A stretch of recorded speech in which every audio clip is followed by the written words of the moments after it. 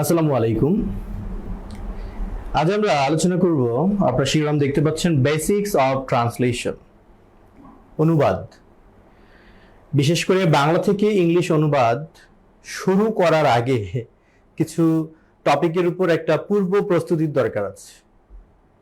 অনুবাদ মানেই আপনি প্রথমেই শুরু করে দিবেন, অনুবাদ করতেই পারেন, কিন্তু তার আগে কিছু টপিক সম্পর্কে একটা ভালো ধারণা থাকা দরকার। আসলে ট্রান্সলেশনে দক্ষ হতে গেলে বা ট্রান্সলেশনে ভালো করার জন্য কোন টপিকগুলো সম্পর্কে আমাদের ধারণা রাখা দরকার বা স্বচ্ছ ধারণা থাকা দরকার, সেই বিষয়ে আজকের ক্লাসে আমরা আলোচনা করব। এরপর পরবর্তী ক্লাস থেকে আমরা সরাসরি ট্রান্সলেশনের পর্বে চলে যাব।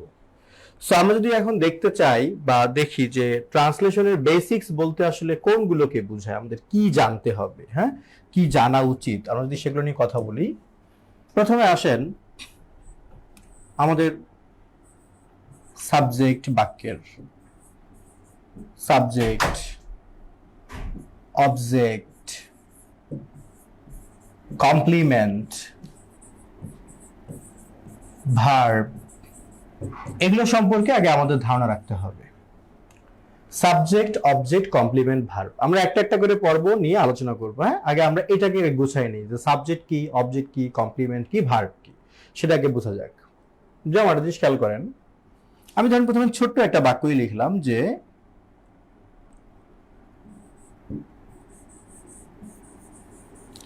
রাকিব একটি গান গায়। খেয়াল করেন, রাকিব একটি গান গায়। তো এই বাক্যে নর্মালি আমাদের একটা থিম আছে যে আমরা একটা ভার্বকে বা বাক্যের একটা ক্রিয়াকে যদি আমরা কে বা কারা দিয়ে প্রশ্ন করি, তাহলে উত্তর হিসেবে সাবজেক্ট পাই। আর যদি আমরা কি বা কাকে দ্বারা প্রশ্ন করি, তাহলে উত্তর হিসেবে আমরা কি পাই? অবজেক্ট পাই। সাধারণ থিম এটা, এটাকে সাংবিধানিক নিয়ম মনে করার কিছু নেই, সাধারণ একটা থিম যে একটা বাক্যের ভার্বকে বা ক্রিয়াকে কে বা কারা দিয়ে প্রশ্ন করলে সাবজেক্ট পাই, আর কি বা কাকে দিয়ে প্রশ্ন করলে আমরা অবজেক্ট পাই। তাহলে যদি প্রশ্ন করি এখানে বাক্যের ক্রিয়া কোনটা, সেটা হলো গায়। কি গায়? একটি গান, এটা অবজেক্ট। কে গায়? রাকিব, এটা হলো সাবজেক্ট। তো যে কোনো বাক্যকে বাংলা থেকে ইংলিশ অনুবাদ করার সাধারণ নিয়ম হচ্ছে সাবজেক্ট নিব আগে, তারপর ভার্ব, তারপর অবজেক্ট নিব। তো সেই হিসেবে আমি রাকিব নিলাম, যেহেতু এটা গান গায়, প্রেজেন্ট ইনডেফিনিট টেন্স, তাহলে আমি ভার্ব নিলাম Singh, third person singular number হওয়ায় ভার্বের সাথে এস যুক্ত করলাম, সিংস একটি গান, a song. Rakib sings a song. আচ্ছা, সো এখানে রাকিব সাবজেক্ট, সিংস হলো ভার্ব, আর সং হচ্ছে কি? অবজেক্ট। এই তো। তাহলে আমরা একটা ভার্বকে কি বা কাকে দিয়ে প্রশ্ন করলে উত্তর হিসেবে যাকে পাই সেটাই হচ্ছে বাক্যের কি? অবজেক্ট। এবার সে আমি বাক্যটাকে এভাবে লিখি যদি, যে রাকিব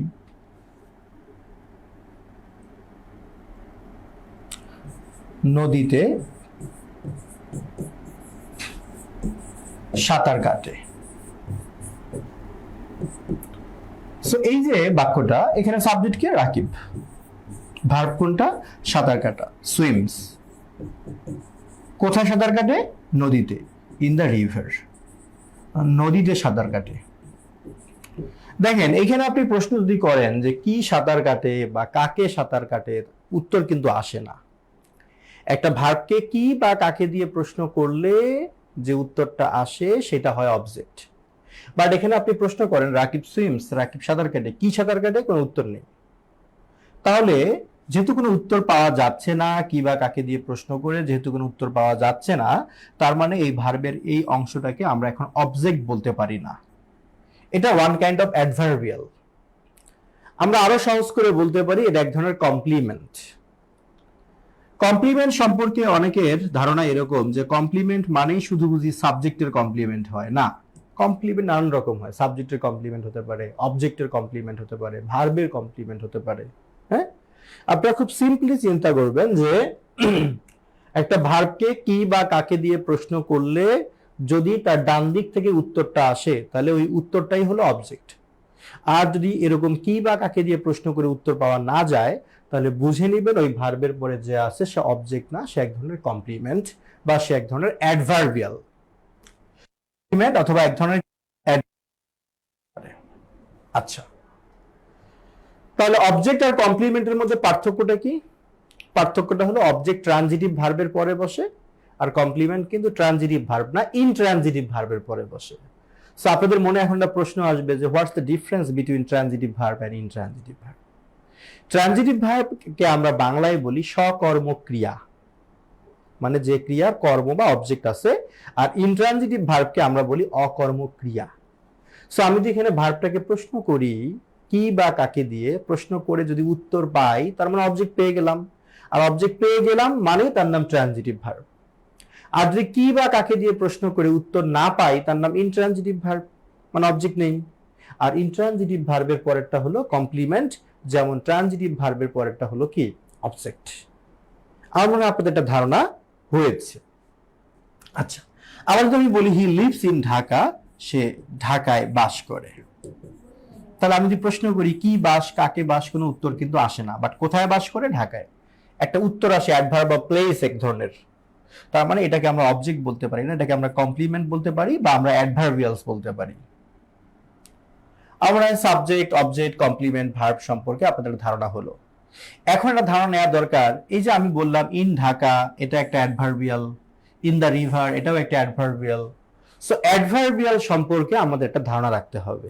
আমি যে বললাম বেসিক কি কি, সাবজেক্ট, অবজেক্ট, কমপ্লিমেন্ট, ভার্ব বুঝলাম, এখন আমাদেরকে অ্যাডভার্বিয়াল সম্পর্কে বুঝতে হবে। সো আমরা এখন একটু জানি অ্যাডভার্বিয়ালস।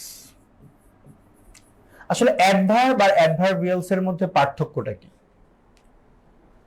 অ্যাডভার্ব এর বৈশিষ্ট্য হলো সে নাউন বা প্রোনাউন বাদে অন্য কোনো পার্টস অফ স্পিচকে মডিফাই করে। অ্যাডভার্বিয়ালের বৈশিষ্ট্য হলো সে নাউন বা প্রোনাউন বাদে অন্যান্য পার্টস অফ স্পিচকে মডিফাই করে। পার্থক্যটা কোথায়? পার্থক্যটা হলো অ্যাডভার্ব একটা শব্দ, একটা ওয়ার্ড, আর অ্যাডভার্বিয়াল একটা ওয়ার্ড না, একগুচ্ছ শব্দ। সেটা একটা ফ্রেজ হতে পারে বা একটা ক্লোজও হতে পারে।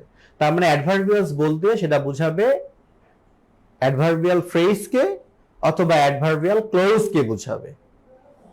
আর শুধু অ্যাডভার্ব মানে একটা ওয়ার্ড হবে, বুঝতে পারছেন? যেমন ধরেন আমি যদি বলি যে নাও, নাও মানে এখন, এটা একটা অ্যাডভার্ব। এখন ধরেন আমি বললাম অ্যাট দিস মোমেন্ট, এই মুহূর্তে, এটাও সময়কে বোঝাচ্ছে। নাও দ্বারা সময় বোঝায়, তাই একটা অ্যাডভার্ব। অ্যাট দিস মোমেন্ট এটাও সময়কে বোঝায়, এটাও একটা অ্যাডভার্ব।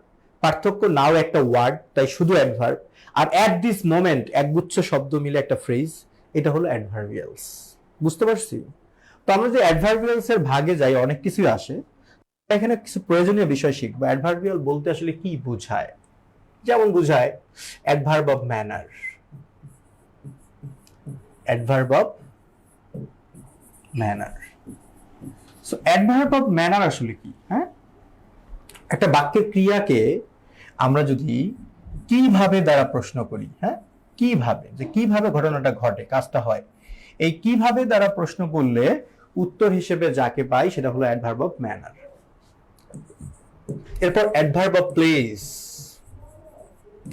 অ্যাডভার্ব অফ প্লেস, একটা বাক্যের ক্রিয়াকে যদি আমরা প্রশ্ন করি তাহলে উত্তর হিসেবে যাকে পাই সেটাকে বলা হয় অ্যাডভার্ব অফ প্লেস। 3 নাম্বার হচ্ছে অ্যাডভার্ব অফ টাইম। একটা বাক্যের ক্রিয়াকে যদি আমরা কখন দ্বারা প্রশ্ন করি তাহলে উত্তর হিসেবে যা আসে তাই হচ্ছে কি অ্যাডভার্ব অফ টাইম। আচ্ছা, এবার আসেন অ্যাডভার্ব অফ রিজন। একটা বাক্যের ক্রিয়াকে যদি আমরা কেন দ্বারা প্রশ্ন করি উত্তর হিসেবে যে আসে সে হলো অ্যাডভার্ব অফ রিজন।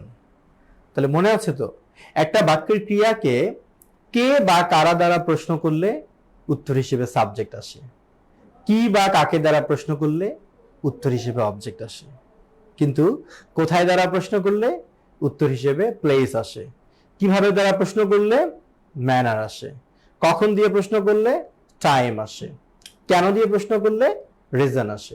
এই যে adverb of manner, place, time, reason, হ্যাঁ এই জাতীয় ফ্রেজ বা ক্লোজ গুলোকে আমরা অ্যাডভার্বিয়ালস বলে থাকি। এগুলো আমাদের অনুবাদে প্রয়োজন হবে, একটু পরে আমরা দেখতে পারবো এগুলো আমাদের প্রয়োজন আছে। আচ্ছা, তো এখানে দেখেন আমি একটা সিকোয়েন্স মেনটেন করেছি অবশ্য। যখন কোনো বাক্যে একাধিক অ্যাডভার্ব থাকে, আসলে কোন অ্যাডভার্বটাকে আমরা বাক্যের কোথায় বসাবো এর কোনো সাংবিধানিক নিয়ম নেই।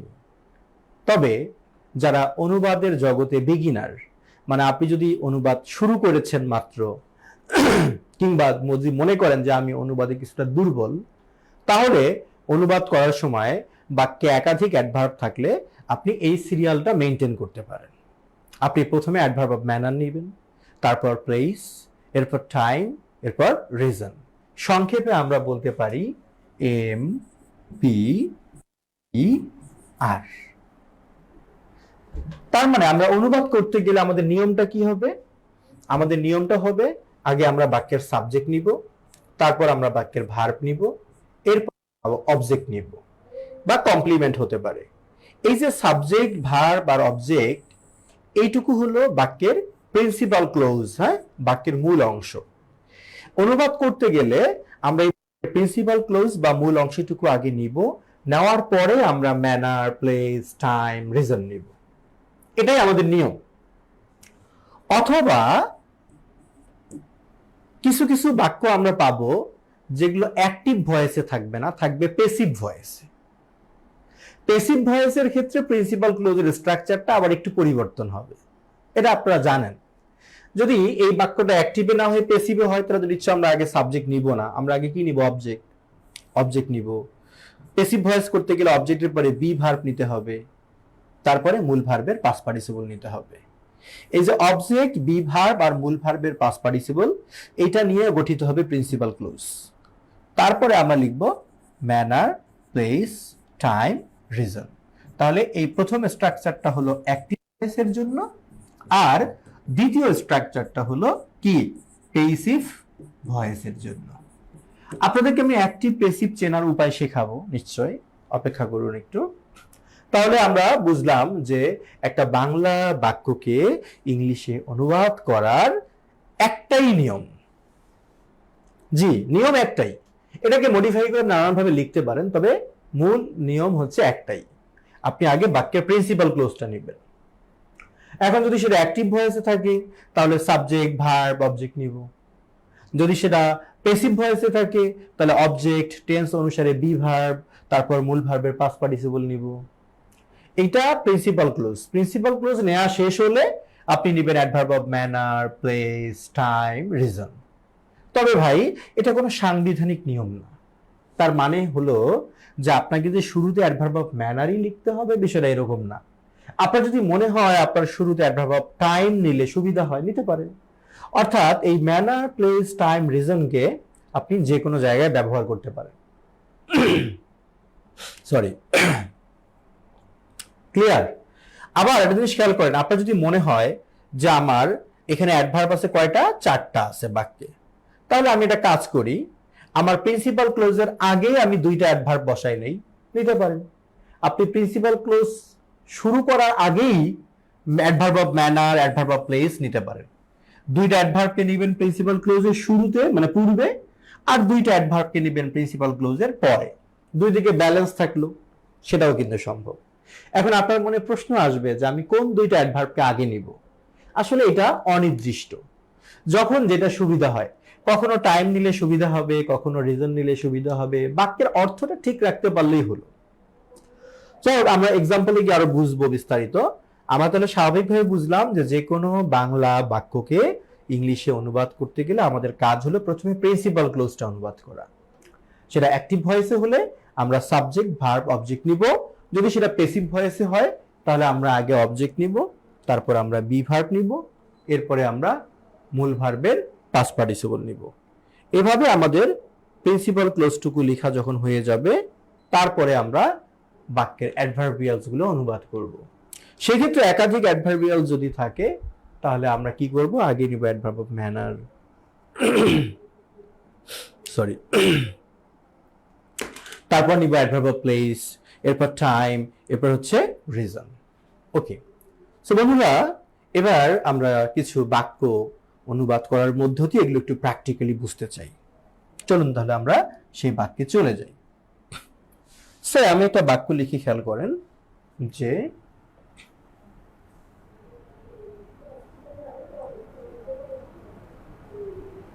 প্রথমে একটা ছোট বাক্য দেই।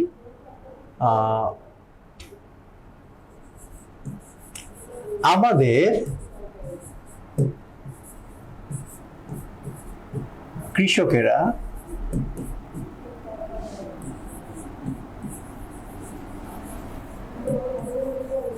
ক্রমবর্ধমান খাদ্য চাহিদা মেটাতে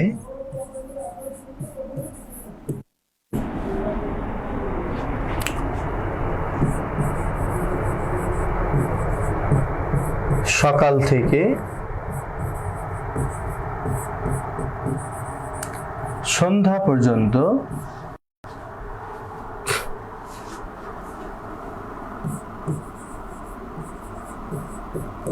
খোলা আকাশের নিচে দাঁড়িয়ে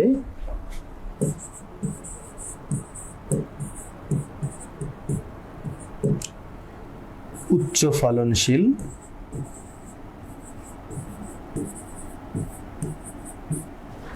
ধান চাষ করে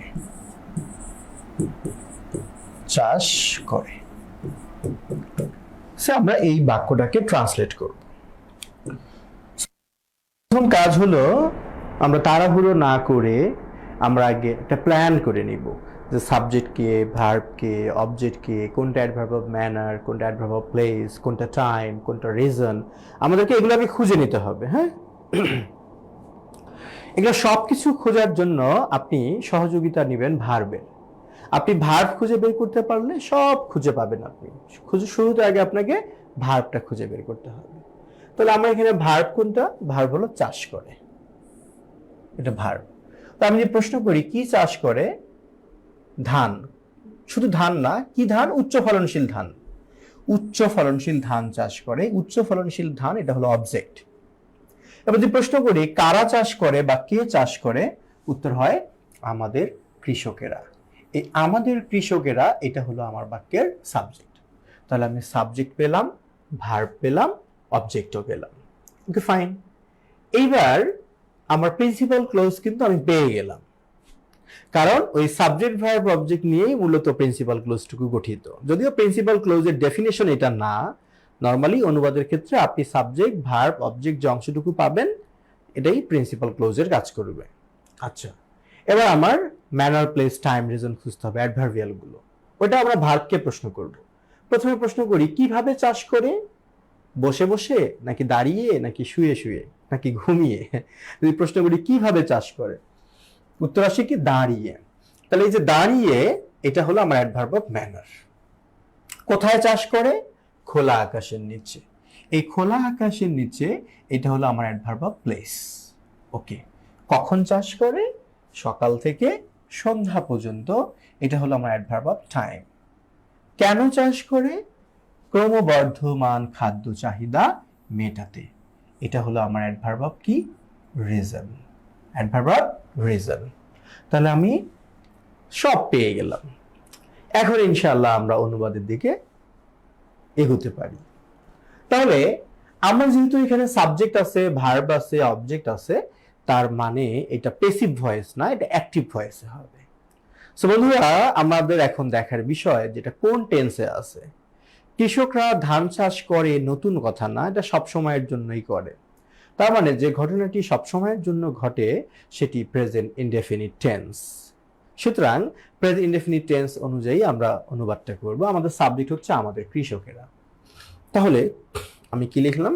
আওয়ার ফার্মার্স, আমাদের কৃষকেরা।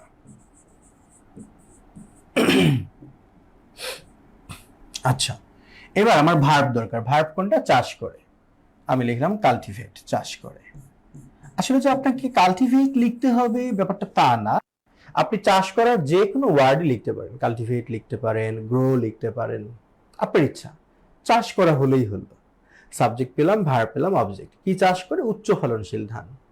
এখন উচ্চ ফলনশীল ধানের জন্য কেউ লিখবে হাই প্রোডাক্টিভ পেডি, কেউ লিখবে হাই ইয়েল্ডিং ফেডি, কেউ লিখবে হাইব্রিড পেডি। আপনি যা ইচ্ছা লেখেন, ফলনটা যেন নিম্ন না হয়, উচ্চ হলেই হলো।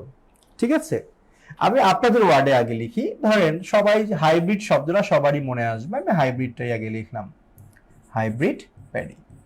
সো বন্ধুরা, আমাদের প্রিন্সিপাল ক্লোজ কিন্তু রেডি হয়ে গেল। এখন আমাদের নিয়ম অনুযায়ী প্রথমে কি নেওয়ার কথা ছিল? Adverb of manner.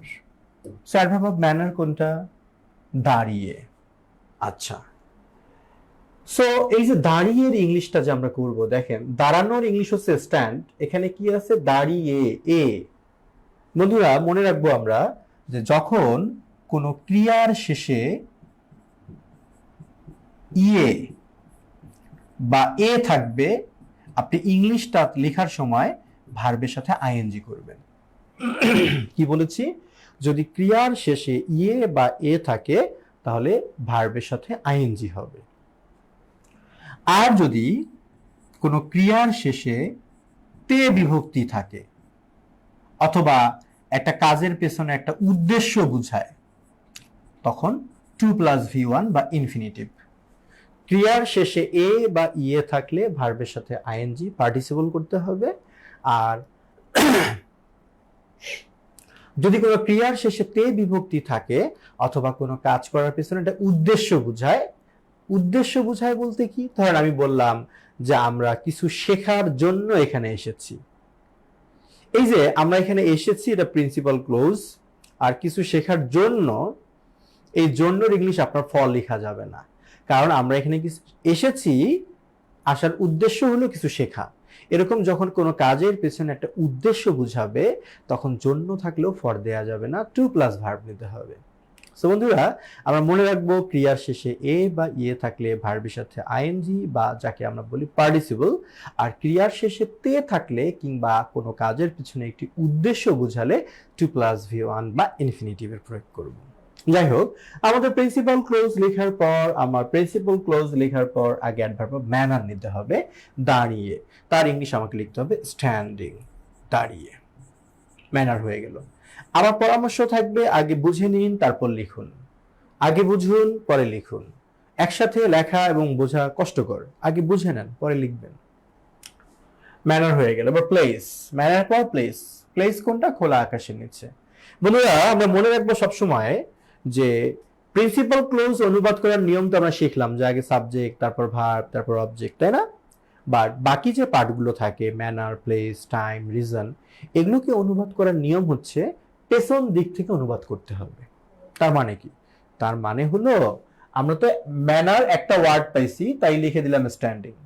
দেখেন প্লেসটা কিন্তু 3টা ওয়ার্ড মিলে, খোলা আকাশের নিচে, এটা হলো অ্যাডভার্ব অফ প্লেস। এরকম ম্যানার, প্লেস, টাইম, রিজন অনুবাদ করতে গেলে আপনাকে পেছন দিক থেকে অনুবাদ করতে হবে, অর্থাৎ পেছনের শব্দটার ইংলিশ লিখবো আগে, তারপর তার আগেরটা, তারপর তার আগেরটা, এভাবে চলতে থাকবে।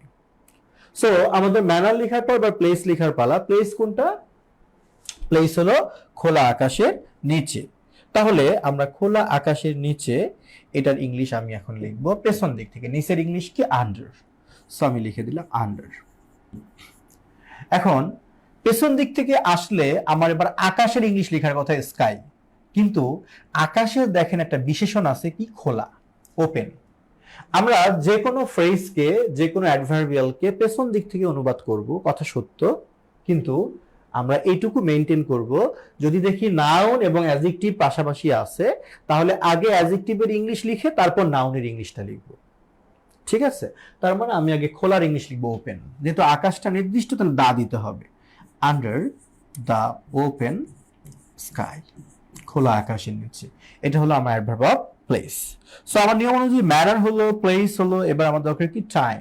অ্যাডভার্ব অফ টাইম দরকার আমার। তারপরে আসবে আমার অ্যাডভার্ব অফ কি? রিজন। আচ্ছা, টাইম কোনটা? সকাল থেকে সন্ধ্যা পর্যন্ত। তাহলে আমি লিখব ফ্রম মর্নিং টু ইভিনিং, এভাবে আপনি লিখতে পারেন।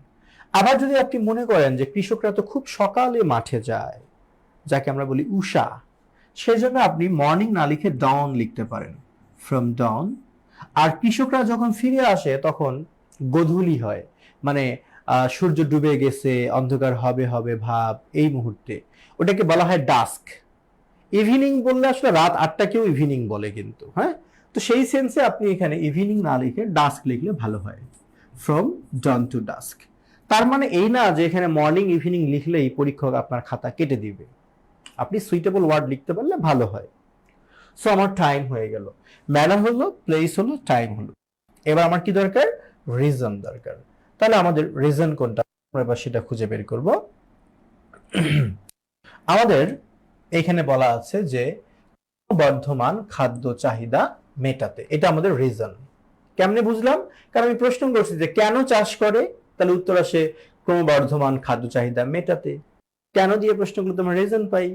এটাও আমি অনুবাদ করবো কোন দিক থেকে? পেছন দিক থেকে। তাহলে আমার একদম পেছনের পার্টটা কি? মেটাতে। বন্ধুরা, আমরা একটু আগেই বলেছিলাম যে ক্রিয়ার শেষে যদি তে থাকে তাহলে ভার্বের সামনে টু যোগ হয়। তাহলে নিশ্চয় আমরা ওই যে তে, মেটাতে, তার জন্য কি দেবো? টু। আচ্ছা, মেটানোর ইংলিশ অনেক কিছুই লেখা যায়, আপনি মিটও লিখতে পারেন। হ্যাঁ, মিট মানে শুধু সাক্ষাৎ করা না, মিট মানে কোনো কিছু মোকাবেলা করা, মেটানো বোঝায়। টু মিট, মেটাতে। কি মেটাতে? চাহিদা। আমি চাহিদার ইংলিশে লিখতে চাইছিলাম ডিমান্ড, কিন্তু আমরা দেখতে পাচ্ছি চাহিদার সামনে দুইটা বিশেষণ আছে, ক্রমবর্ধমান খাদ্য চাহিদা, তাই না? এই চাহিদার তো বিশেষণ এই দুইটা।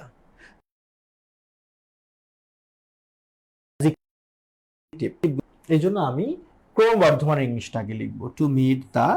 ক্রমবর্ধমান মানে যা বেড়েই চলছে, তাহলে ইনক্রিজিং, ইনক্রিজিং ফুড ডিমান্ড। তাহলে আমার বাক্যটা কি হলো? হলো, দেখেন চমৎকার একটা বাক্য হয়ে গেল। Our farmers cultivate hybrid paddy standing under the open sky from dawn to dusk to meet the increasing food demand. আমাদের প্রথম কালো অংশটুকু হচ্ছে অ্যাডভার্ব অফ ম্যানার, তারপর প্লেস, তারপর হচ্ছে টাইম, এরপর হচ্ছে কি? রিজন।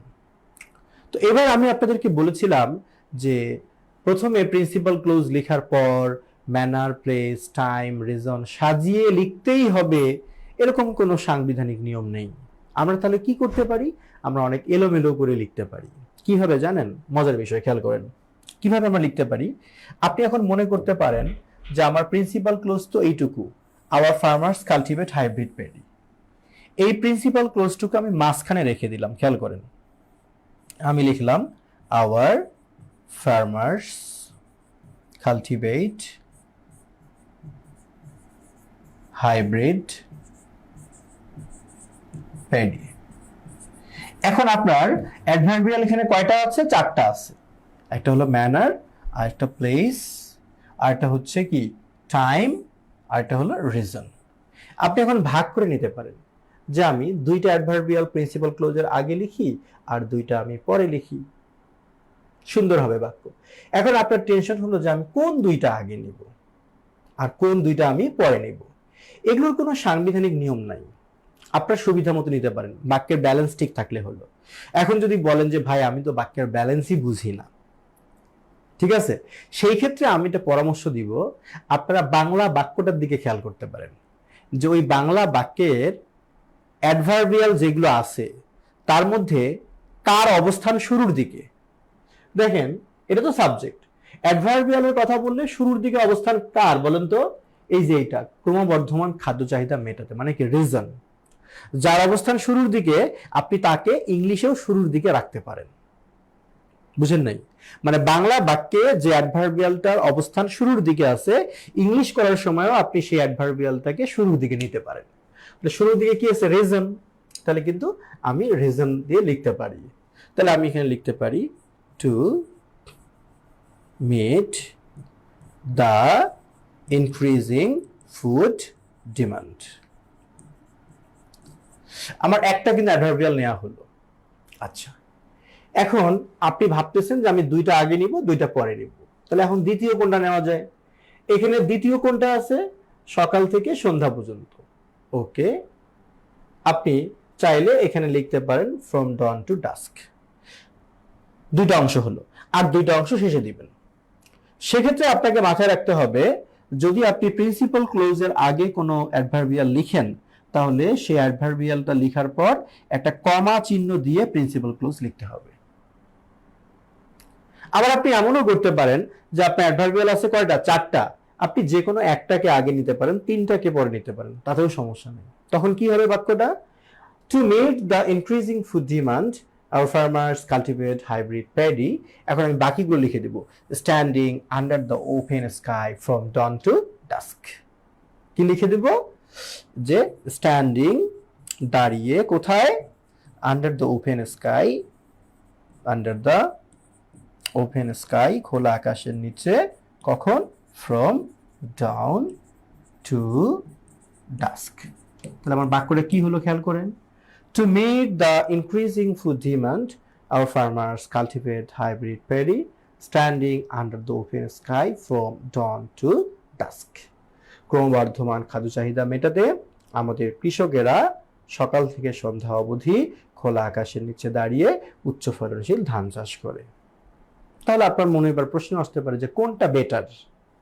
আমি আগে প্রিন্সিপাল ক্লোজ লিখবো, তারপর সাজিয়ে গুছিয়ে ম্যানার, প্লেস, টাইম, রিজন লিখবো, এটা ভালো হয়, নাকি আমি কিছু অ্যাডভার্বিয়ালকে প্রিন্সিপাল ক্লোজের আগে আর কিছু অ্যাডভার্বিয়ালসকে প্রিন্সিপাল ক্লোজের পরে দিব, কোনটা ভালো হয়? আমি বলবো অবশ্যই এই দ্বিতীয় পদ্ধতিটা ভালো হয়। কারণ ট্রান্সলেশন কখনো সুনির্দিষ্ট নিয়ম দিয়ে হতে পারে না। এটা একটা আর্ট, একটা শিল্প। এটা কোচিং সেন্টারের টিচার দ্বারা শেখানো নিয়ম, কিংবা প্রাইভেট টিউটর দ্বারা শেখানো নিয়ম, কিংবা কোনো বই থেকে শেখা মুখস্থ করা নিয়ম দিয়ে অনুবাদ হয় না। অনুবাদ একটা ফ্রি হ্যান্ডের ব্যাপার। জাস্ট আমি শুধু আপনাদেরকে বেসিকটা শেখাচ্ছি, এটা ধারণা দেওয়ার চেষ্টা করতেছি। বাট এটা আপনি আপনার মনের মাধুরী মিশিয়ে লিখবেন। আপনার টার্গেট বাংলা বাক্যে যে থিমটা আছে সেই থিমটা যেন ইংলিশে থাকে আর সেন্টেন্সটা যেন কারেক্ট হয়। এইটুকু ঠিক রেখে আপনি যেভাবে ইচ্ছা সেভাবে লিখতে পারেন, এবং অনুবাদের মজা হচ্ছে এটাই। তাহলে আমরা অ্যাডভার্বিয়াল সম্পর্কে একটা ধারণা পেলাম। চলুন আমরা আরো কিছু বাক্য দেখে আসি, আরো ধারণা নিতে চাই আমরা। এবার আমি একটা বাক্য লিখবো, আমার সাথে সাথে আপনার বাক্যটা লিখে নিতে পারেন।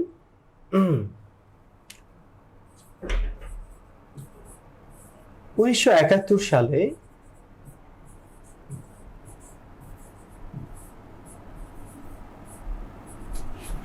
মুক্তিযুদ্ধের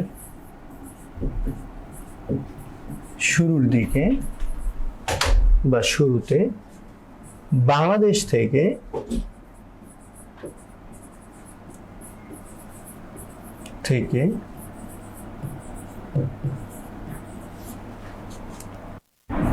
হাজার হাজার পরিবার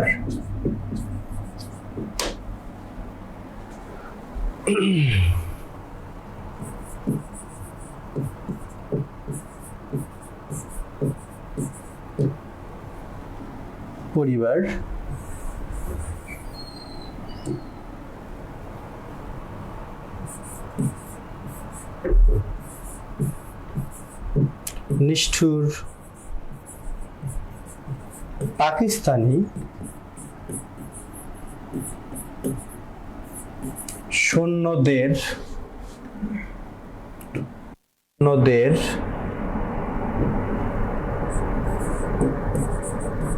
দ্বারা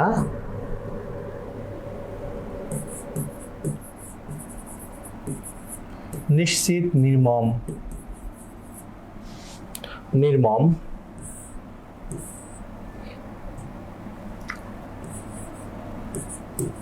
মৃত্যুর হাত থেকে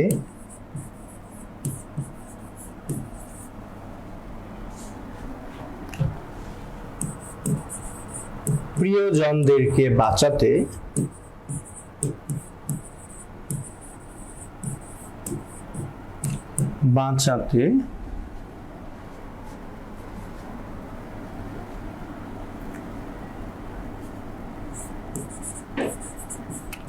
ছোট ছোট কাঠের নৌকায় করে দীর্ঘ নদী পাড়ি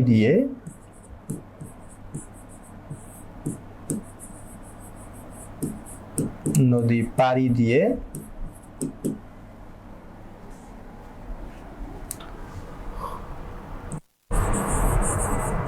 ভারতে আশ্রয় নিয়েছিল।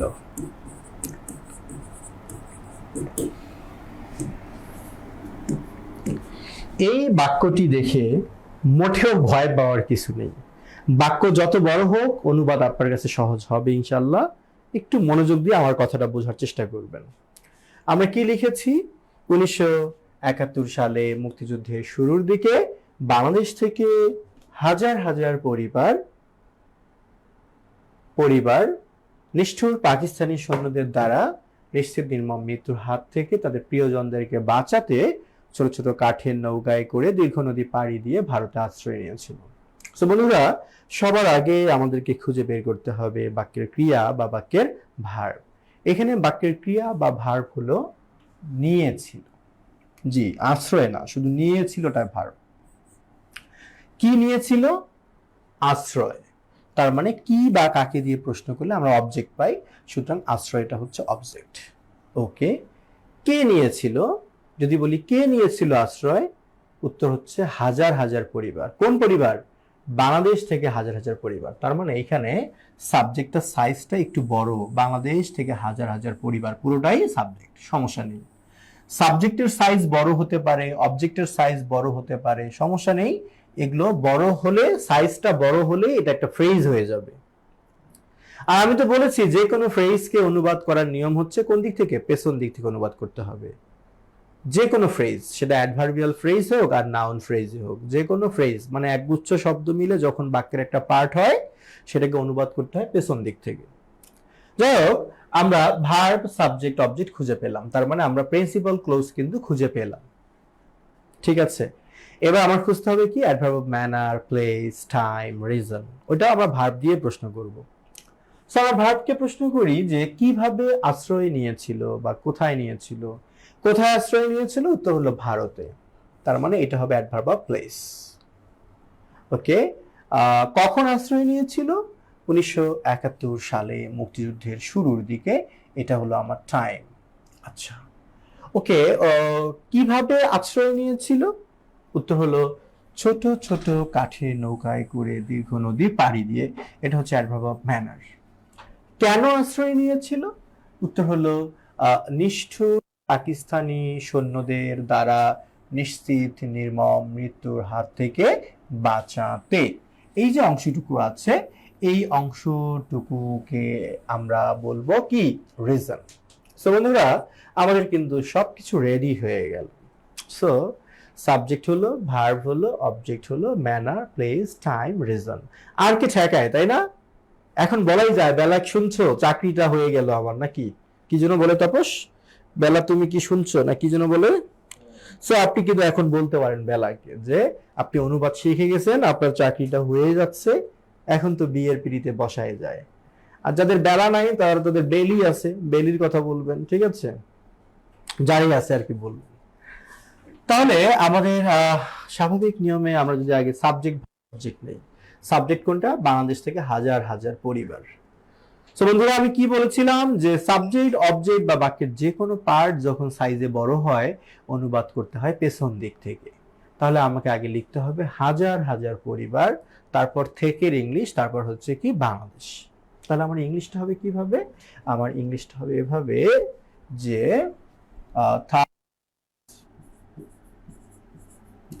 হাজার হাজার প্লুরাল ফর্ম করতে হবে, শত শত প্লুরাল ফর্ম করতে হবে, হান্ড্রেডস, হ্যাঁ, থাউজেন্ডস অফ ফ্যামিলিস, হাজার হাজার পরিবার।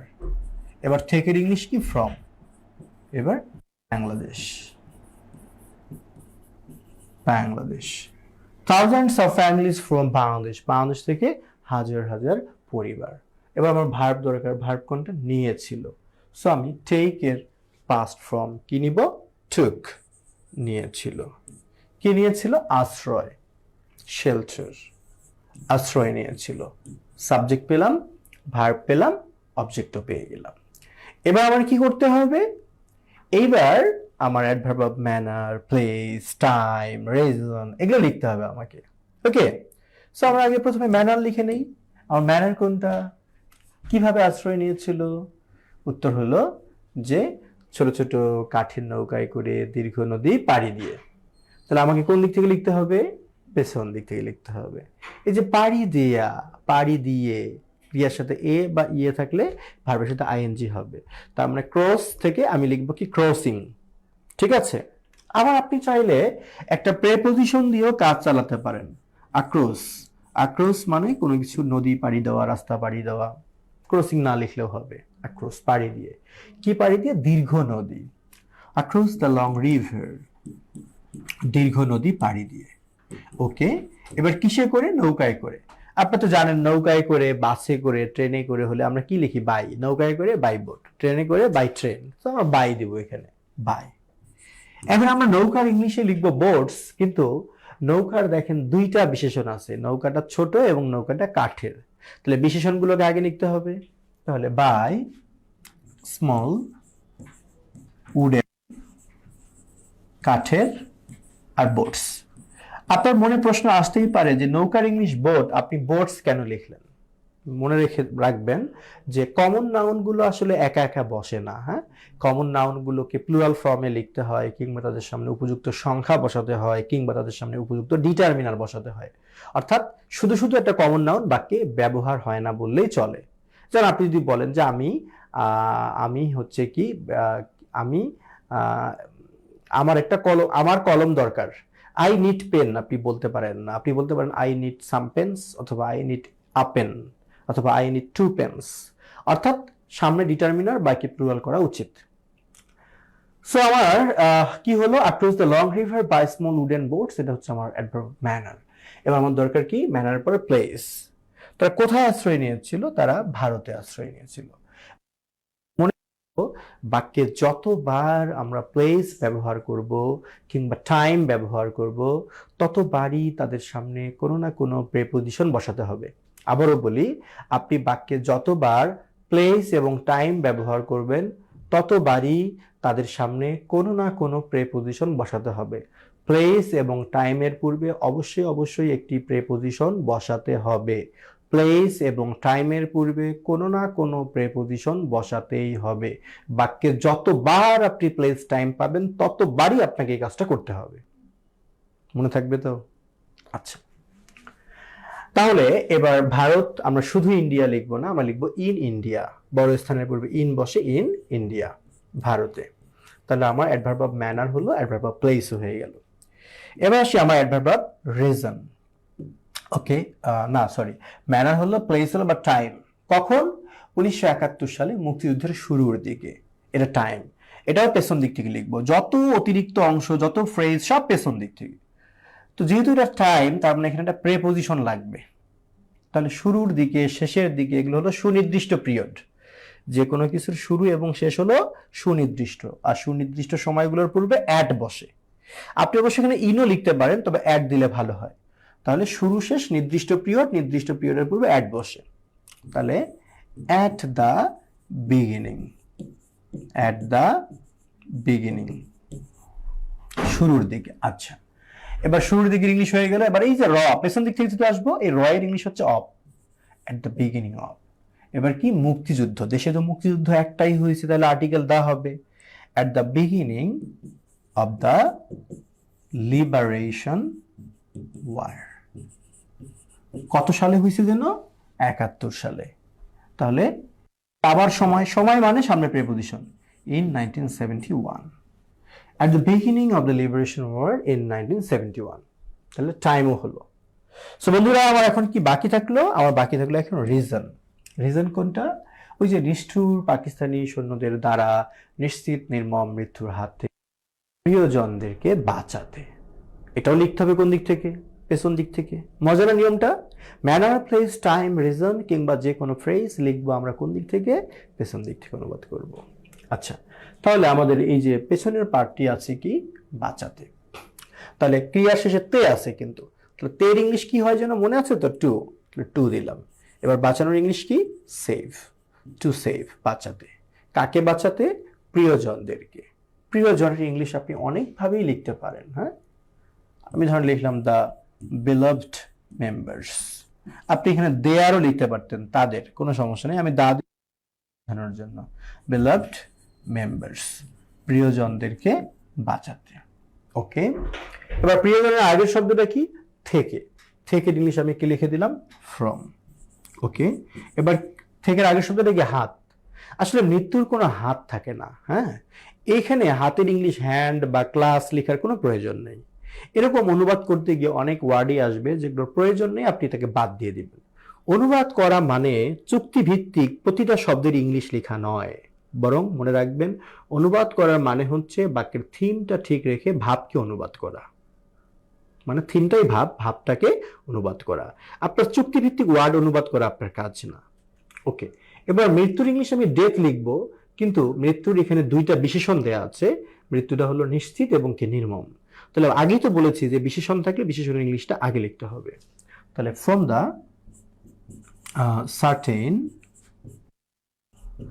নিশ্চিত, নির্মম। এবার নির্মমের জন্য অনেক কিছু লেখা যায়, আমি ধরুন ব্রুটাল লিখলাম, ব্রুটাল, সার্টেন, ব্রুটাল ডেথ।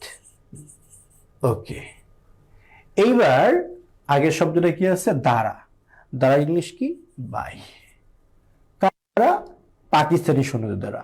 এখানে পাকিস্তানি সৈন্যর আবার একটা বিশেষণ আছে, দেখেন, নিষ্ঠুর, বাই দ্য ক্রুয়াল, নিষ্ঠুর পাকিস্তানি সোলজার্স। তাহলে আমার বাক্যটা কি হলো? সুন্দর একটা বাক্য হয়ে গেল। আমার রিজন বাক্যটা পড়ে দেখি আমরা। Thousands of families from Bangladesh took shelter across the long river by small wooden boats in India at the beginning of the Liberation War in 1971 to save the beloved members from the certain brutal death by the cruel Pakistani soldiers. বন্ধুরা, আমরা কিন্তু traditional নিয়মে অনুবাদটা করে ফেলেছি, কিন্তু আমি বলেছিলাম যে আগে প্রিন্সিপাল ক্লোজ লিখে তারপর হিসাব করে ম্যানার, প্লেস, টাইম, রিজন এভাবে লিখতে আমরা বাধ্য না।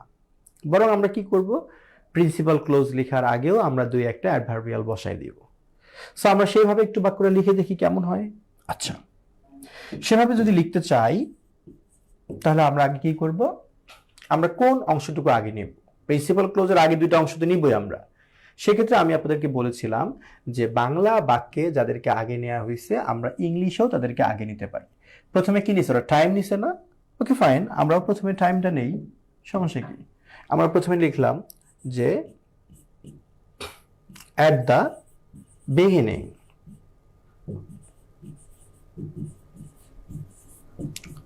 of the liberation war, time নিলাম।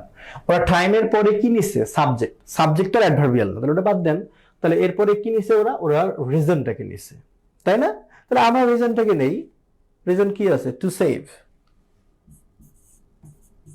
to save the beloved members from the certain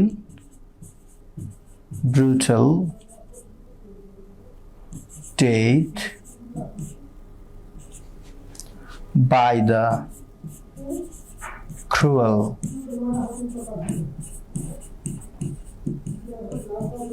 Pakistani soldiers। এবার আমরা একটা কমা চিহ্ন ব্যবহার করব। ওই যে বলেছি অ্যাডভার্বিয়াল আগে নিলে কমা, তাহলে আমরা দুইটা অ্যাডভার্বিয়াল আগে নিলাম, টাইম আর রিজন। এখন আমরা প্রিন্সিপাল ক্লোজটাকে ঢুকাই দেই। সো আমার প্রিন্সিপাল ক্লোজ কোনটা যেন ছিল?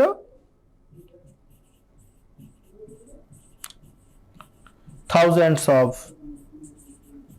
families from Bangladesh took shelter। এবার প্রিন্সিপাল ক্লোজ আমার লেখা হলো। এখন আমার দুইটা অংশ বাকি আছে, একটা হলো প্লেস আর একটা বাকি আছে কি? Reason, sorry manner. প্লেস আর ম্যানার বাকি আছে। তাহলে আমাকে এবার দেখতে হবে একটু, এখানে শেষের দিকে কি রাখছে? ম্যানারটা আগে রাখছে আর তার শেষে রাখছে প্লেস। কিন্তু আপনারা খেয়াল করেন thousands of families from Bangladesh took shelter, এরপরে আসলে প্লেসটা লিখলে ভালো শোনায়, কিন্তু যে এতগুলো পরিবার আশ্রয় নিল, কোথায় আশ্রয় নিল? In India. তার মানে আমার কাছে মনে হচ্ছে যে এখানে প্লেসটা আগে দিলে ভালো শোনায়। ওকে ফাইন, তাই করবেন। আপনার নিয়ম মেনটেন করতে হবে না যে এখানে তো তাহলে ম্যানার পরে আগে, তাহলে আগে ম্যানার লিখি তারপর প্লেস। নো, এখানে প্লেসটা আগে দিলে ভালো শোনায়, তাহলে আপনি আগেই প্লেসটা দিবেন। আমি লিখবো যে টুক শেল্টার ইন ইন্ডিয়া, তারপর আমি ম্যানারটা লিখে দেই যে across the long river by small then boats। এটাই যে নিয়ম তা না, আপনি কিন্তু চাইলে আপনি চাইলে টাইমটা আগে না লিখে আপনি আগে রিজনটাও লিখতে পারেন। মানে কোন অংশটা আগে নিবেন কোনটা পরে নিবেন কোনো নিয়ম নাই, যেটা সুইটেবল হয়, যেটা পড়লে শুনতে ভালো শোনায়, যেটা সাউন্ডস গুড তাই করবেন আপনি। এটা একদিনে হবে না, এটা প্র্যাকটিস করতে করতে হবে। এভাবে নিয়ম দিয়ে আগে একবার লিখবেন, মানে principal clause, manner, place, time, reason একবার লিখবেন, লেখার পর বাক্যটাকে সাজাবেন আপনি 3-4টা স্টাইলে। এখন বাক্যটা কি হলো? at the beginning of the liberation war, মুক্তিযুদ্ধের শুরুতে, to save the beloved members from such brutal death by the cruel Pakistani soldiers, thousands of families from Bangladesh took shelter in India across the long river by small wooden boats। সুন্দর একটা বাক্য হয়ে গেল। So বন্ধুরা, এবার আপনারা এগুলো লিখে নেবেন, লিখতে সময় লাগলে স্ক্রিনশট নিয়ে রাখেন, পরে লিখে নেবেন। তাহলে আমরা মোটামুটি একটা ধারণা পেলাম অ্যাডভার্বিয়াল, সাবজেক্ট, ভার্ব, অবজেক্ট সম্পর্কে। এবার একটু পেসিভ ভয়েস নিয়ে আমরা একটু কথা বলি। হ্যাঁ, পেসিভ ভয়েস নিয়ে।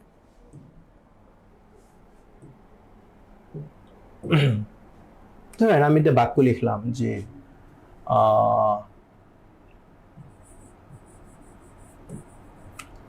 আমি একটি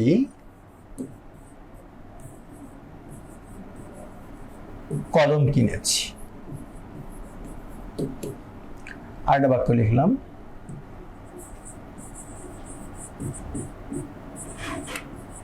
একটি কলম কেনা হয়েছে। আমি একটি কলম কিনেছি, আর একটা বাক্য লিখলাম একটি কলম কেনা হয়েছে।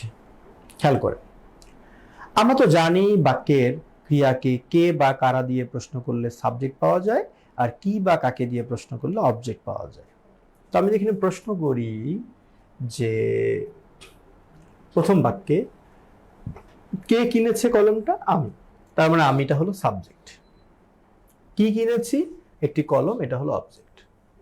দ্বিতীয় বাক্যে যদি প্রশ্ন করি যে কে কিনেছে, উত্তর কিন্তু নেই, বাট কি কেনা হয়েছে, উত্তর হলো একটি কলম, তার মানে এটা অবজেক্ট।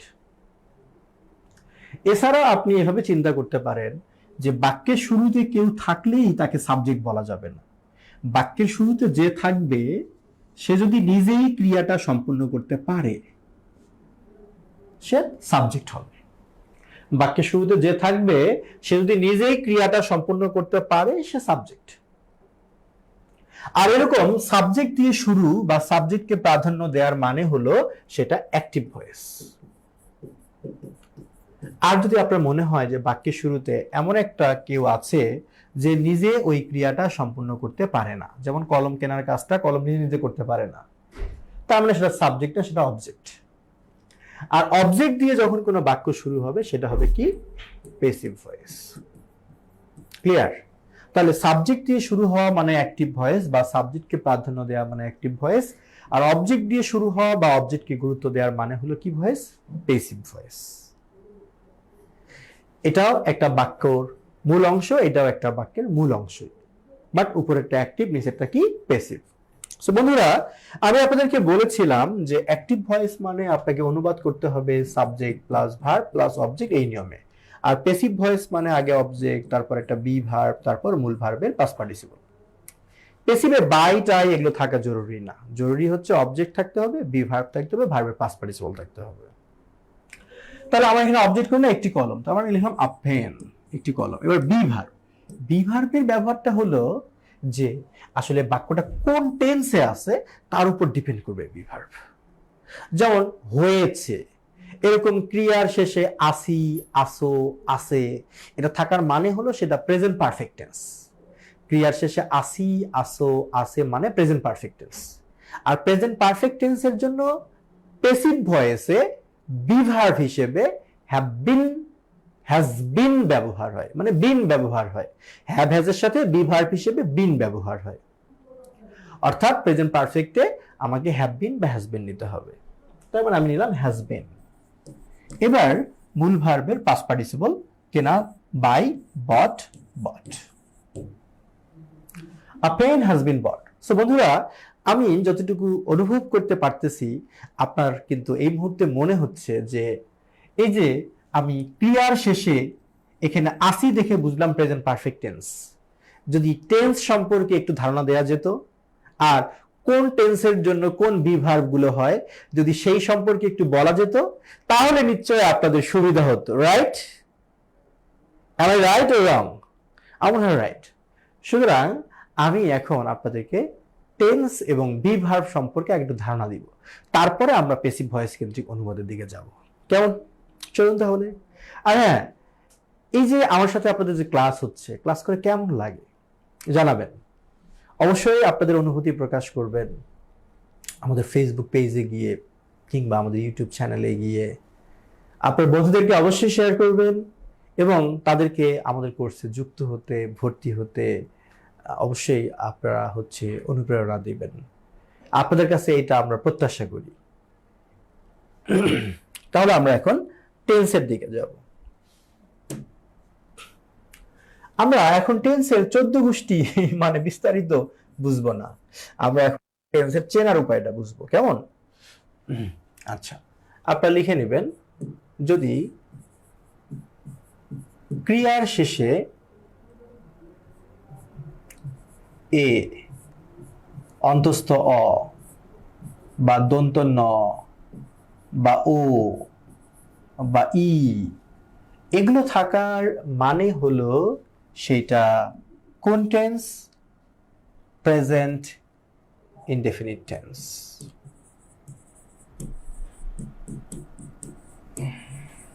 Present indefinite tense. আর যখন আপনি প্রেজেন্ট ইনডেফিনিট টেন্সকে অ্যাক্টিভ ভয়েসে অনুবাদ করতে যাবেন, হ্যাঁ, স্ট্রাকচার লিখে দিচ্ছি। অ্যাক্টিভ ভয়েসে অনুবাদ করতে যাবেন মানে হলো আপনার প্রথমে সাবজেক্ট লাগবে, তারপর V1, তারপর অবজেক্ট লাগবে। আর যদি আপনি প্রেজেন্ট ইনডেফিনিট টেন্সকে প্যাসিভ ভয়েসে অনুবাদ করতে যান, তাহলে আপনার প্রথমে অবজেক্ট লাগবে, তারপর বি ভার্ব বলছিলাম না, বি বলতে অ্যামিজার লাগবে, অ্যামিজার, আর মূল ভার্বের পাস্ট পার্টিসিপল। এইটুকু আমার জরুরি, তারপর বাইটাই এটা অপশনাল বিষয়। সো প্রেজেন্ট ইনডেফিনিট টেন্স সম্পর্কে আমরা এইটুকু বুঝি, কোনো ক্রিয়ার শেষে মানে বর্তমানের কোনো ঘটনা, সোজা কথায় বর্তমানের কোনো ঘটনা, হ্যাঁ, বর্তমানের ঘটনা অথবা চিরন্তন সত্য অথবা নিয়মিত ঘটনা, যে ঘটনাটা সবসময় ঘটে, এরকম বোঝানোর মানে হলো সেটা প্রেজেন্ট ইনডেফিনিট টেন্স। আর প্রেজেন্ট ইনডেফিনিট টেন্সকে আমরা অনুবাদ করতে গেলে অ্যাক্টিভ ভয়েসে সাবজেক্ট ভার্ব অবজেক্ট, প্যাসিভ ভয়েসে object am is are plus V3। 2 number, যদি আমরা কোনো বাক্যের ক্রিয়ার শেষে, একটু লিখে নেবেন দয়া করে, হ্যাঁ, ক্রিয়ার শেষে তেসি, তেসো, তেসে, তেসেন যুক্ত পাই, অর্থাৎ বর্তমানের চলমান ঘটনা, চলছে একটা ঘটনা এরকম, হ্যাঁ, তখন আমরা বুঝে নিব সেটা প্রেজেন্ট কন্টিনিউয়াস টেন্স। একটু বলে নেই, তেসি তেসো আছে, এটা সাধু ভাষায় আমি লিখেছি, যেমন আমি খাই তেসি, বা চলিত ভাষায় কি হবে? আমি খাচ্ছি। সাধু ভাষায় তিনি খাইতেছেন, চলিত ভাষায় কি? তিনি খাচ্ছেন। সো তেসি না হয়ে সি, সে, সেন এরকমও থাকতে পারে, বুঝে নিতে হবে আপনাকে। বর্তমানে চলমান ঘটনা হলে সেটা প্রেজেন্ট কন্টিনিউয়াস টেন্স। আর যখন আমরা বুঝে গেলাম সেটি প্রেজেন্ট কন্টিনিউয়াস টেন্স, তখন আমরা অ্যাক্টিভ ভয়েসে অনুবাদ করতে গেলে সাবজেক্ট ভার্ব অবজেক্ট নিব। আর যদি আমরা প্যাসিভ ভয়েসে অনুবাদ করতে যাই, আগে অবজেক্ট, তারপর আমরা বি ভার্ব কি নিব? am being, সরি আমি না একটু ভুল লিখেছি। অ্যাক্টিভ ভয়েসে অনুবাদ করতে গেলে সাবজেক্টের পরে নিব নাম্বার পার্সন অনুসারে, তারপর আমরা ভার্বের সাথে আইএনজি নিব, এরপর আমরা অবজেক্ট কমপ্লিমেন্ট যে থাকে তাই নেব। আমি ও থেকে অবজেক্ট লিখতেছি। আর প্যাসিভ ভয়েস করতে গেলে আগে অবজেক্ট, তারপর বি ভার্ব হিসেবে বিং যোগ করতে হবে, being, am being, is being, is being অথবা are being, এরপর মূল ভার্বের পাস্ট পার্টিসিপল। এটা হলো present continuous tense. Present infinite tense হলো, প্রেজেন্ট কন্টিনিউয়াস টেন্স হলো। এবার আমরা যাব প্রেজেন্ট পারফেক্ট টেন্সে। সো এখান থেকে আমরা আমাদের কি লাভ হবে? এখান থেকে আমাদের লাভ হবে শুধু আমরা টেন্সটা চিনতে পারবো। বাট এটুকু কি টেন্সের শেষ? না, টেন্স নিয়ে বলার মতো অনেক কথা আছে। এটুকু দিয়ে আপনারা শুধু অনুবাদের জন্য টেন্সটা চিনতে পারবেন, স্ট্রাকচার অ্যাক্টিভ প্যাসিভে অনুবাদটা করতে পারবেন। এবার আমরা লিখব প্রেজেন্ট পারফেক্ট টেন্স। আচ্ছা, তার আগে আমি একটু আগের স্টাইলে লিখে নেই। যখন ক্রিয়ার শেষে আসি, আছো, আছে, আছেন থাকে, সাধারণত আমরা তাদেরকে প্রেজেন্ট পারফেক্ট টেন্স মনে করি। এগুলোকে কোনোটাকে সাংবিধানিক নিয়ম মনে করা যাবে না। এটা একটা সাধারণ একটা নিয়ম, যেটা দিয়ে আপনি প্রাথমিকভাবে যে কোনো বাক্য দেখে বুঝতে পারবেন কোনটা কোন টেন্সে। বাট এটার উপর আপনি ফুললি ডিপেন্ডেন্ট হয়ে কখনো অনুবাদে দক্ষ হতে পারবেন না। প্রেজেন্ট পারফেক্ট টেন্স যখন আমরা বুঝে গেলাম প্রেজেন্ট পারফেক্ট টেন্স, তখন আমার অ্যাক্টিভ ভয়েসের জন্য সাবজেক্ট নিতে হবে, তারপর হ্যাভ বা হ্যাজ নিতে হবে, তারপর আমার মূল ভার্বের পাস্ট পার্টিসিপল প্লাস অবজেক্ট নিতে হবে।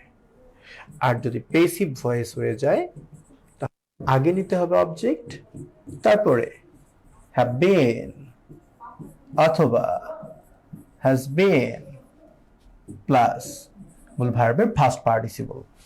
ওকে, প্রেজেন্ট পারফেক্ট টেন্স বুঝে গেলাম। এবার আসি যদি আমাদের ক্রিয়ার শেষে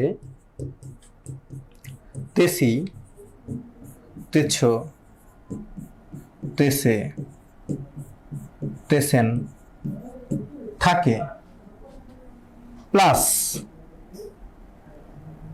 কোন সময়ের উল্লেখ থাকে, যে সকাল থেকে কাজটা করতেছি, 3 ঘন্টা ধরে কাজটা করতেছি, এরকম সময়ের উল্লেখ থাকবে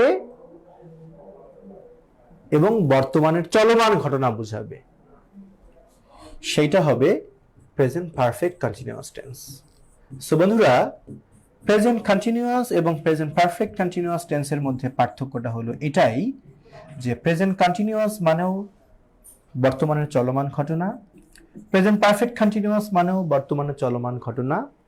পার্থক্যটা হলো প্রেজেন্ট পারফেক্ট কন্টিনিউয়াস টেন্সে একটা সময়ের উল্লেখ থাকবে, যে কোন সময় ধরে কাজটা চলতেছে।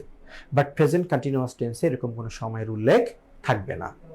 আচ্ছা, যখন আমরা বুঝে গেলাম প্রেজেন্ট পারফেক্ট কন্টিনিউয়াস টেন্স, তখন আমার স্ট্রাকচার যদি আমার অ্যাক্টিভ ভয়েসে থাকে, তাহলে অনুবাদ করতে গিয়ে আমার সাবজেক্টের পরে আমাকে হ্যাভ বিন অথবা হ্যাজ বিন নিতে হবে। এরপর আমাকে মূল ভার্বের সাথে আইএনজি নিয়ে অবজেক্ট নিতে হবে। এরপর আমাকে নিতে হবে কি? সিন্স বা ফর, সিন্স অথবা ফর। তারপরে আমাকে টাইমটা নিতে হবে, অর্থাৎ কোন সময়টার পূর্বে সিন্স, কোন সময়টার পূর্বে ফর হবে। বিষয়টা হলো এরকম, আপনারা সহজে মনে রাখবেন যে সিন্স বসে স্টার্টিং টাইমের পূর্বে, আর ফর বসে টোটাল টাইমের পূর্বে। স্টার্টিং টাইমের পূর্বে সিন্স আর টোটাল টাইমের পূর্বে ফর। এর মানে কি? এর মানে ধরুন আমি বললাম যে আমি সকাল থেকে পাঠদান করছি, তার মানে আমি কাজটা শুরু করেছি কখন? সকালে। এটা আমার স্টার্টিং টাইম। তার মানে আই হ্যাভ বিন টিচিং, হ্যাঁ, সিন্স মর্নিং। আর যদি বলি আমি 4 ঘন্টা ধরে পড়াচ্ছি, তাহলে কখন শুরু করছি সেটা কিন্তু বলা নেই, বাট টোটাল টাইমটা দেওয়া আছে যে মোট 4 ঘন্টা। তখন আমি বলবো I have been teaching for 4 hours. Clear? তাহলে কাজটা কখন শুরু হলো সেটাকে বলা হয় স্টার্টিং টাইম। তার পূর্বে স্টার্টিং টাইমের পূর্বে সিন্স হবে। মনে রাখবেন স্টার্টিং এর শুরুতে এস আছে, সিন্স এর শুরুতে এস আছে, আর টোটাল টাইমের পূর্বে ফর বসবে। আচ্ছা, এবার যদি বাক্যটা পেসিভ ভয়েসে থাকে, পেসিভ ভয়েসে থাকলে আমাকে প্রথমে অবজেক্ট নিতে হবে, তারপর আমাকে হ্যাভ বিন বিং নিতে হবে অথবা হ্যাজ বিন বিং নিতে হবে। এরপরে আমাকে মূল ভার্বের পাস্ট পার্টিসিপল নিতে হবে। আর বাকিগুলো আমি লিখলাম না, চেঞ্জ ফর টাইম তো থাকবেই, বাট আপনার পেসিভ হওয়ার জন্য জরুরি কিন্তু অবজেক্ট, বি ভার্ব আর ভি থ্রি, অন্য কিছু জরুরি না, অন্যগুলো যেভাবে আছে সেভাবেই থাকবে। সো বন্ধুরা আমরা প্রেজেন্ট পারফেক্ট কন্টিনিউয়াস টেন্স পর্যন্ত বুঝে গেলাম। এবার আমরা অবশ্যই একটু এক্সাম্পলে যাব, তবে আগে শিখে নেই, আগে লিখে নেই খাতায়। আমার বিশ্বাস আপনারা নিশ্চয়ই লিখে নিচ্ছেন, এবং আমার সাথে তাল মিলিয়ে লিখতে না পারলে নিশ্চয় ভিডিও পজ করে কিংবা স্ক্রিনশট দিয়ে পরে লিখে নিচ্ছেন, তাই করবেন, লিখে নিতে হবে। এবার আসি আমরা পাস্ট ইনডেফিনিট টেন্সের জন্য। ওকে, আমরা আবার 5 নম্বরে যাব। যখন আমরা দেখব কোন ক্রিয়ার শেষে ল, লে, লাম বা লেন আছে, মানে অতীতের ঘটনা বোঝাচ্ছে, অতীতের ঘটনা, আমরা বুঝে নিব সেটি পাস্ট ইনডেফিনিট টেন্স। যখন আমরা বুঝে গেলাম সেটি পাস্ট ইনডেফিনিট টেন্স, তখন আমরা অনুবাদ করব কিভাবে?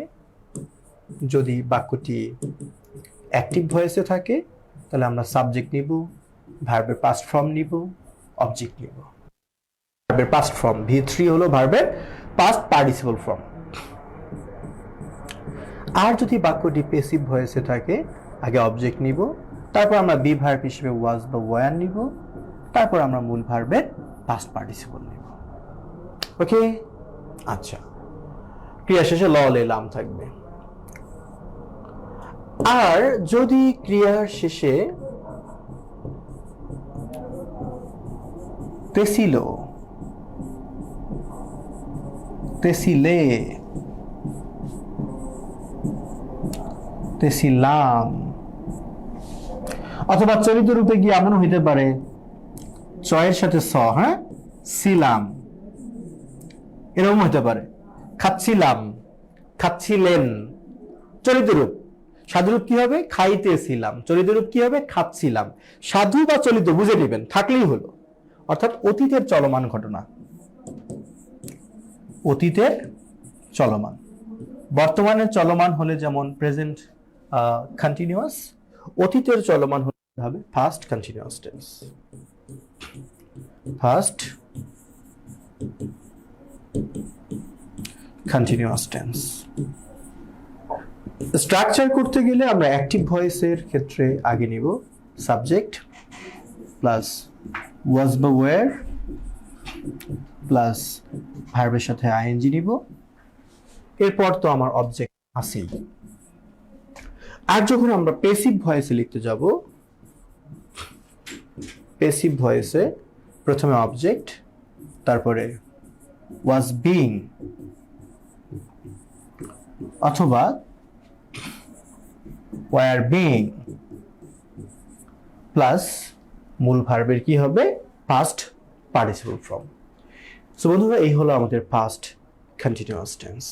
ওকে, এবার আমরা যাব পাস্ট পারফেক্ট টেন্সের ক্ষেত্রে। 7 নম্বরে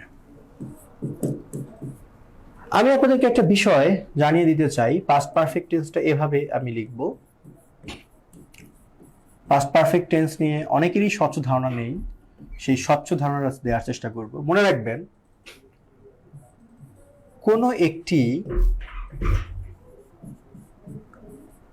কোনো একটি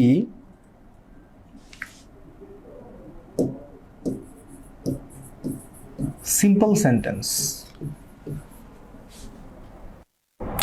সিম্পল সেন্টেন্স না, আমরা লিখব কোনো একটি সিঙ্গেল ক্লোজ কখনো পাস্ট পারফেক্ট, লিখে নেন আমার সাথে, পাস্ট পারফেক্ট টেন্স হতে পারে না, হতে পারে না। বরং কোন বাক্যে দুইটি ক্লোজে দুইটি অতীতের ঘটনা থাকে, অতীতের ঘটনা থাকে, তাদের মধ্যে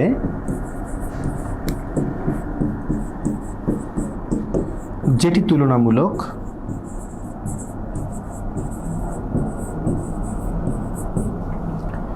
আগে ঘটেছিল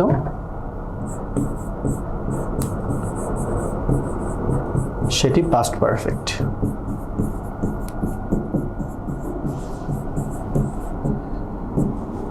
এবং পরের ঘটনাটি পাস্ট ইনডেফিনিট। আমি জানি না আপনাদের বুঝতে কষ্ট হচ্ছে, তার জন্য আমি একটা সহজ করে বলি। ধরেন আমি একটা বাক্য লিখলাম যে আমি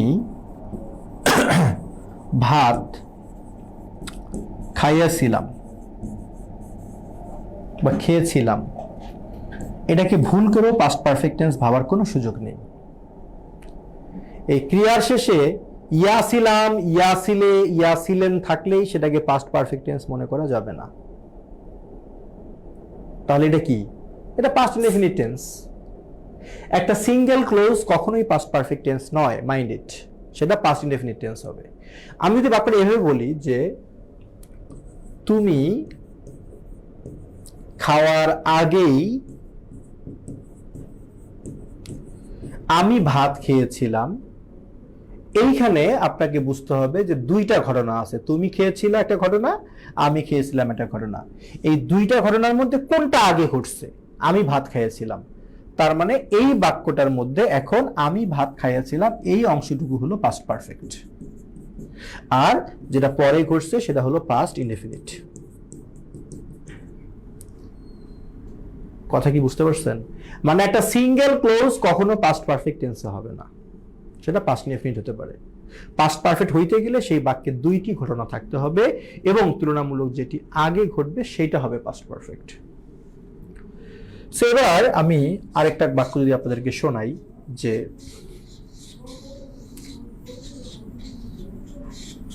ধরুন আমি একটা বাক্য বললাম, যেহেতু তার পুরাতন গাড়িটি ভেঙে গিয়েছিল সে নতুন একটি গাড়ি কিনল। এই বাক্যে দুইটি ক্লোজ। যেহেতু তার পুরাতন গাড়িটি ভেঙে গিয়েছিল সে নতুন একটি গাড়ি কিনলো।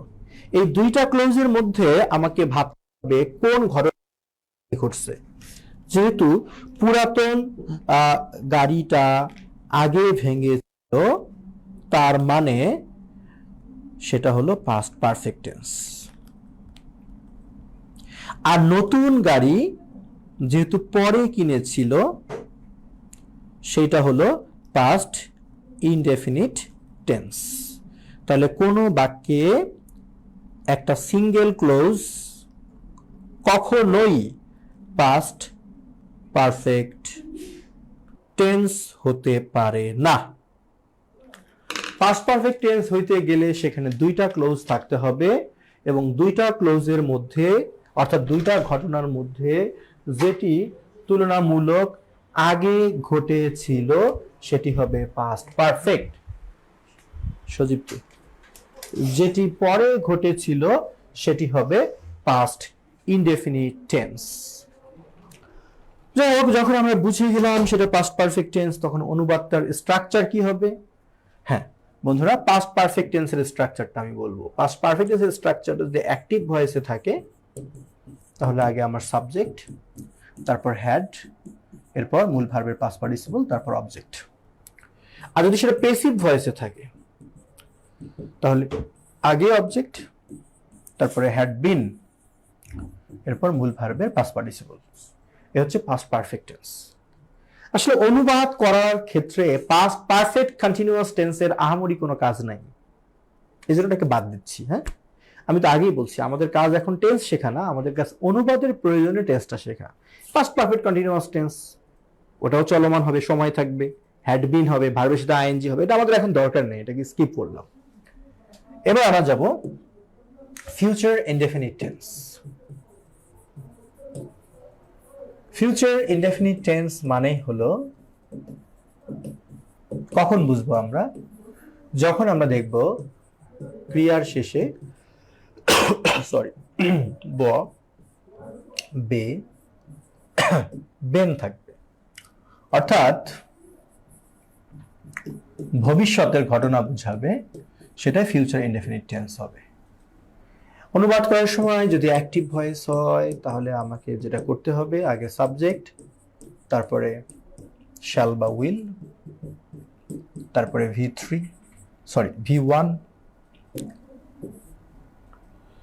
V1 plus object. আর যদি সেটা পেসিভ ভয়েস হয় তাহলে আমাকে আগে অবজেক্ট নিতে হবে, তারপর শ্যাল বি বা উইল বি প্লাস মূল ভার্বের পাস্ট পার্টিসিপল দিতে হবে। যেমন আমি খাবো, আমি যাব, আমি গান গাবো। আপনি বলেন, আপনাকেই বলছি, আপনারই বলছি, আপনি বলেন আমার সাথে, বলেন যে আমি আমার সকল বন্ধুদেরকে ভর্তি হওয়ার জন্য অনুপ্রেরণা দিব। বলবেন তো নাকি? সব বন্ধুদেরকে ভর্তি হতে বলবেন। আচ্ছা, তাহলে এই যে subject shall will V1 object, এটা অ্যাক্টিভ, পেসিভ হলো object shall be will be V3। এভাবে আমরা ফিউচার ইনডেফিনিট টেন্সকে অনুবাদ করব। আর ফিউচার কন্টিনিউয়াস টেন্সের কথা যদি বলি, যখন আমরা দেখব ভবিষ্যতে চলমান কাজ হবে, হ্যাঁ, কন্টিনিউয়াস টেন্স, যখন দেখবেন কোন ক্রিয়ার শেষে তে থাকিব, যেমন আমি খাইতে থাকিব, আমি গাইতে থাকিব, নাচতে থাকিব, এরকম তে থাকিব, তে থাকিবেন, থাকিবে এবং তে থাকিবেন, এগুলো থাকার মানে হলো মানে ফিউচারে চলমান বুঝাবে, সেটা future continuous tense. Active voice হলে আমাকে নিতে হবে সাবজেক্টের পরে শ্যাল বি অথবা উইল বি প্লাস ভার্বের সাথে আইএনজি নিতে হবে, তারপর অবজেক্ট। আর যদি পেসিভ ভয়েস হয় তাহলে আগে অবজেক্ট, তারপরে shall be being, will be being, তারপর V3 হবে। সো বন্ধুরা, এই ফিউচার কন্টিনিউয়াস টেন্স পর্যন্তই আমাদের দরকারি, আমরা এইটুকুই বুঝলাম। সো এগুলো আপনাকে শিখে রাখতে হবে যেন বাক্য দেখার সঙ্গে সঙ্গে ক্রিয়া দেখে বলে দিতে পারেন এটা কোন টেন্স, আর তারপর যেন তার অ্যাক্টিভের স্ট্রাকচার কি, পেসিভের স্ট্রাকচার কি যেন গড়গড় করে বলে দিতে পারেন। তাহলে কিন্তু আপনার কাছে অনুবাদটা সহজ মনে হবে। বন্ধুরা, অনুবাদ যখনই সহজ মনে হবে তখন আপনার কাছে ফোকাস রাইটিং, আর্গুমেন্ট রাইটিং, 1000 শব্দের এসে রাইটিং, আপনি তারপর যে কোনো কিছু, আপনি ফ্রি হ্যান্ড রাইটিং এর যে কোনো কিছু আপনার কাছে সহজ মনে হবে যদি আপনি অনুবাদে দক্ষ হতে পারেন। মনে রাখবেন, আপনি অনুবাদে দক্ষ না হলে আপনি যতই রুলস পড়েন, যতই সমাধান পড়েন, যত বড় বড় টিচারের কাছে আপনি যান, আপনি কিন্তু ফ্রি হ্যান্ডে ভালো করতে পারবেন না। আচ্ছা, এবার আমরা একটা বিষয় শিখব যে যখন মডাল ভার্ব থাকে বাক্যে, পেসিভ পড়ার সময়, অ্যাক্টিভের সময়, হ্যাঁ মনে রাখবেন অ্যাক্টিভ ভয়েসে মডাল ভার্ব পরে কিন্তু ভার্বের মূল ভার্বের বেস ফর্ম বসে। ভার্বের বেস ফর্ম আমি V1 দিলাম, আসলে V1 আর বেস ফর্মের মধ্যে অনেক পার্থক্য, আপনাদের বোঝার সুবিধার্থে মডেলের পর V1 বা ভার্বের বেস ফর্ম বসে। আর যদি পেসিভ ভয়েস হয়, পেসিভ ভয়েসে কিন্তু মডাল ভার্বের সাথে বি যোগ হয় প্লাস মূল ভার্বের পাস্ট পার্টিসিপল হয়। অর্থাৎ মানে হলো এরকম, আমি যদি বলি যে একটি চিঠি লেখা যেতে পারে, আপনি একটু ভাবেন না কে লিখবে, সে সাবজেক্ট কি আছে নাই, কি লেখা যেতে পারে, একটি চিঠি লেখা যেতে পারে, অবজেক্ট আছে। সো বন্ধুরা, আমি বলেছিলাম যখন অবজেক্টকে গুরুত্ব দেওয়া হয় তখন সেটা কিন্তু পেসিভ ভয়েস, তার মানে এটা পেসিভ ভয়েস।